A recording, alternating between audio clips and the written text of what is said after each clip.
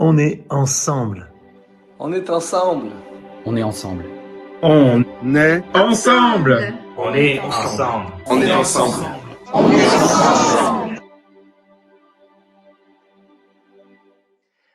Très heureux d'avoir Élodie Picard. Comme je vous le disais, elle a relevé le challenge d'être avec nous. Et en fait, c'est super de voir, on connaît Bruno, mais on connaît moins Élodie, et de voir ce beau couple qui sert le Seigneur de tout son cœur. Je les aime beaucoup. C'est lui qui va poser quelques questions, qui va interagir avec Élodie maintenant.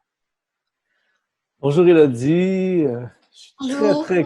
très heureux de passer ces quelques minutes avec toi. Je ne savais pas ce matin, tu sais, des fois on se lève le matin puis on ne sait pas ce qui nous attend dans la journée. Mais vraiment, quand j'ai su que j'allais faire l'interview avec toi, il y a eu comme un rayon de soleil qui est apparu. Je t'apprécie beaucoup et puis je pense que les gens vont beaucoup apprécier te connaître. Tu es une maman avec 3 enfants absolument magnifiques. Comment tu vis le confinement en ce moment dans le pays où Dieu habite pendant l'hiver? Alors, nous, on vit le confinement assez bien, je dirais. On est déjà un petit peu habitués parce que avec les enfants, ça fait déjà 5 ans qu'on fait l'école à la maison. Donc, je dirais on est déjà un petit peu rodés. Mais le challenge, ça reste toujours un défi, bien sûr, d'être 24 heures sur 24 les uns avec les autres. Et ça, c'est un gros défi, je pense, pour toutes les familles qui vivent le confinement aujourd'hui. Mais ça se passe bien. Donc, tu avais déjà créé, on pourrait dire, un style de vie où tout se passe en grande partie à la maison. Donc, c'est moins une surprise pour toi. Oui, c'est ça. C'est que de par notre style de vie, on a fait ce choix-là en fait de faire l'école à la maison et les grandes, elles sont assez autonomes. Donc là, c'est plus prendre soin du petit dernier qui a 5 ans et être en fait la maîtresse 24 heures sur 24 avec lui, quoi. Mais ça se passe assez bien. Toi, Élodie, quand je te vois, ça fait quand même plusieurs années maintenant qu'on se connaît, quand on te voit, t'es venue ici au Canada aussi, t'es rayonnante, là je te regarde, t'as l'air heureuse, tout a l'air super dans ta vie, mais ma question, c'est, à part le fait d'être mariée avec Bruno, est-ce que tu as déjà été éprouvée dans ta vie? Alors, C'est une oui, blague, hein? oui, en effet, j'ai vécu un moment, enfin plusieurs moments difficiles, mais un des moments qui a été assez compliqué au, au début de l'adolescence, c'était un moment de crise au sein de ma famille. Et ça a été une grosse tempête, en fait. Ça a été un moment assez dur en tant que jeune fille. Et en fait, c'est venu dans un moment, je dirais, qui a fait que je me suis un petit peu rebellée après ça. Mais ça a permis, dans ce moment-là, que je trouve le Seigneur. Donc, aujourd'hui, je rends gloire à Dieu pour ça. Okay. Donc, tu as vécu, en fait, un événement est arrivé, pareil comme ce que nous vivons en ce moment, un truc qu'on n'anticipait pas, qui est arrivé, qui a frappé littéralement ta vie. Tu peux nous en parler un peu? Oui. Quand j'avais 13 ans, j'ai découvert la double vie de mon papa. Et en fait, je suis tombée sur ça. Et ça a été difficile pour moi de vivre avec ça parce que je me disais, si ma mère souffre, c'est de ma faute. Et du coup, enfin, moi, je l'ai vécu avec beaucoup de culpabilité et beaucoup de ce sentiment de rejet. Donc, en fait, quand c'est arrivé, c'est venu me déstabiliser, bien sûr, et puis c'est venu frapper très fort la famille.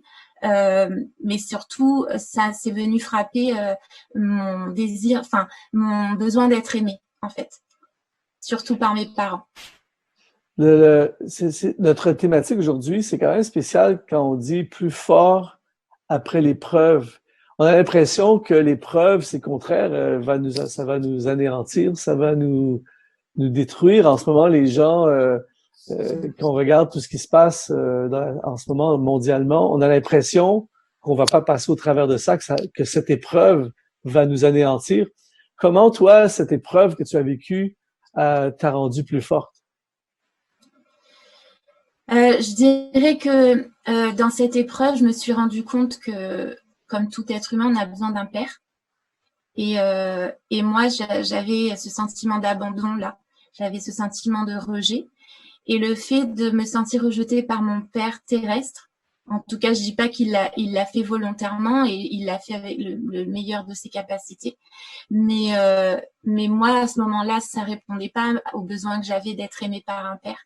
Et du coup, le fait de me réfugier dans les bras du Père Céleste a fait que je suis sortie de là plus forte. Tu as découvert le Père, finalement. Oui. Oui, je me suis convertie en fait dans la foulée, on va dire, et j'ai crié à Dieu à cette époque-là en lui demandant, Seigneur, si tu existes vraiment, montre-moi le bon Père que tu es.